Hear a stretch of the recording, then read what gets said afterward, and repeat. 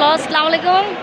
দেশের এই অবস্থা দেখে আর ঘরে বসে থাকতে আর পারলাম না, চলে আসছি। আজকে আমার মেয়েরও নিয়ে আসছি 10 নম্বর গোলচক্কর।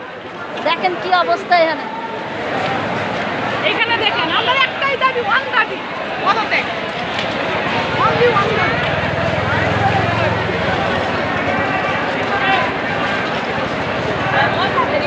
আমলিকের পোলাপাইন সব পুলিশের পোশাক পরে গুলি করতেছে তারা। সবাই যে যেখানে আছেন বের হয়ে আসেন, স্টুডেন্টের পাশে দাঁড়ান।